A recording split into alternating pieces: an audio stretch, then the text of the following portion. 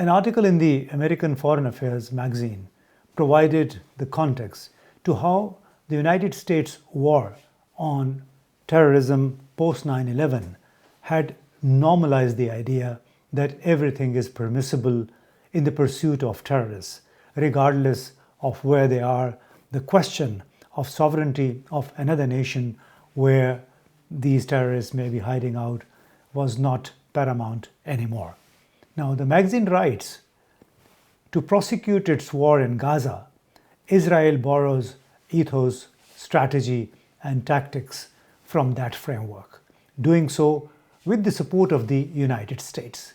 That support, worth $3.3 billion annual aid, and the additional billions of dollars since October 7, 2023, constitute complicity in the genocide of over 30,000 Palestinians, mostly women and children. This is what the Foreign Affairs magazine wrote about how the United States had encouraged pursuit of terrorists, in quotes.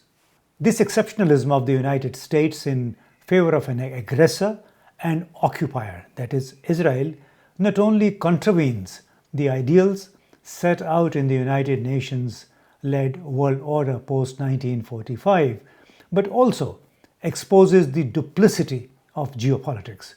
It has seen the pumping of hundreds of billions of dollars into various wars: Afghanistan, Iraq, Somalia, Yemen, Ukraine, to name a few, in the name of countering terrorism and promoting democracy. The third consecutive veto that the United States used against the Security Council resolution on the Gaza ceasefire on February the 20th also reflected the same exceptionalism in favor of Israel and marked another blow to the global rule of law and human rights regime the West at large has long championed.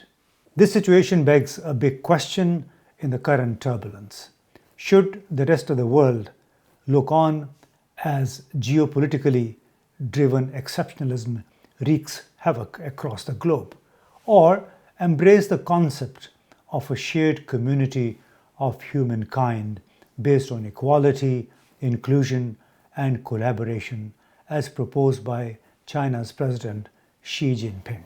President Xi proposed the concept in his address to the Central Conference on Foreign Affairs in Beijing in December 2023, while spelling out the challenges for Chinese foreign diplomacy in a world beset with turbulence, choppy waters, and conflicts.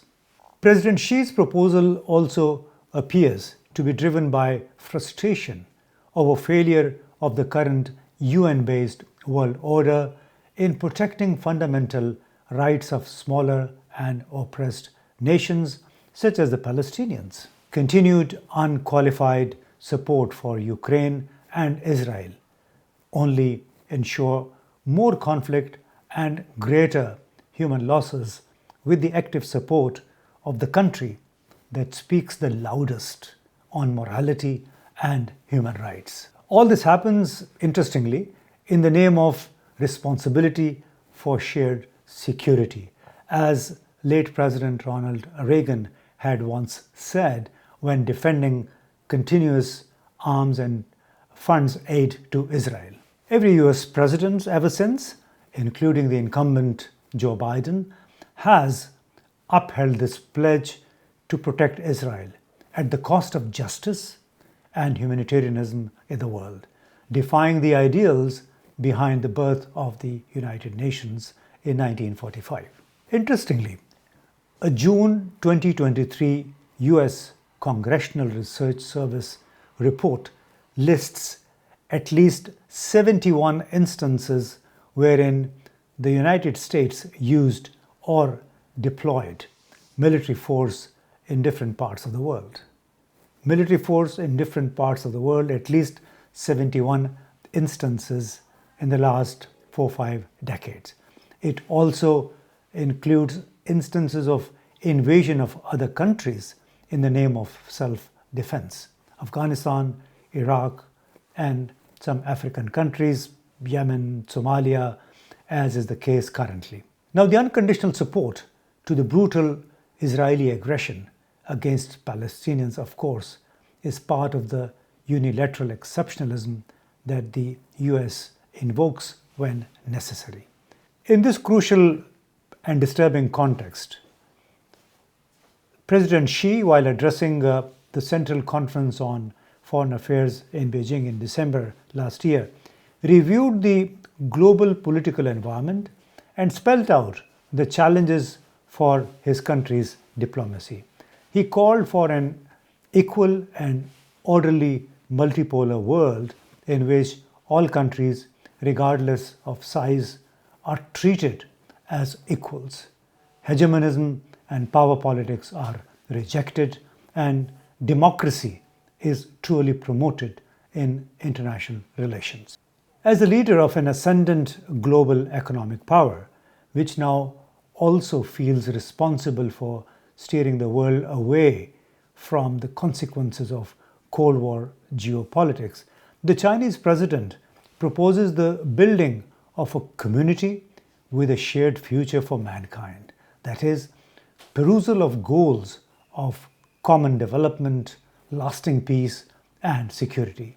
President Xi also recalled how his country had risen as a confident, self-reliant, open, and inclusive major country with a global vision. The launch of or agreements for infrastructure projects in dozens of Asian and African countries under the Belt and Road Initiative and the establishment of the Asian Infrastructure Development Bank are some examples of how the Chinese government, the Chinese leadership wants to pursue the goal of peace and economic development across the world. Belt and Road Initiative and the Asian Infrastructure Development Bank are indeed the pronounced examples of how China under President Xi Jinping has reached out not only to its neighborhood but also the countries beyond for inclusive economic collaboration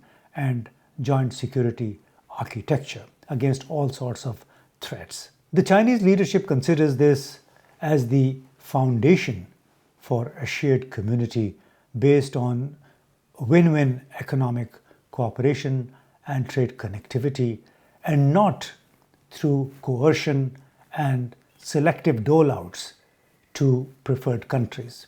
In the current case, it's Israel and Ukraine. This also stems from the belief that critical problems involving more than one country, big or small, need a holistic approach by big countries such as China and the United States to push for peaceful coexistence, overall stability, and balanced economic and trade development. How do we solve the questions of what kind of world to build based on the understanding of the laws governing the development of mankind?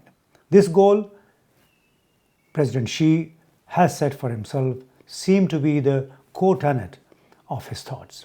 Theoretically, and going by what the founding fathers of the United Nations had agreed on, it is imperative to uphold fundamental principles, reject all acts of power politics, stop bullying, and vigorously defend national interests, given the fractures and turbulence in various parts of the world. Is that possible? Is it conceivable? Well, now that the ideals set out by the United Nations are reeling under geopolitics, the world is also witnessing unprecedented erosion of the rule of law. Can the global community embrace President Xi's ideals for a peaceful and cooperative world based on mutual respect, justice, and inclusion, rather than stoking fires of conflict out of sheer self or bloc interests?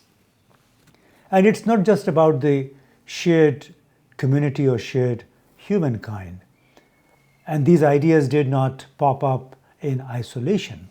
When COVID-19 was ravaging the world, President Xi had proposed a global development initiative at the September 2021 United Nations General Assembly.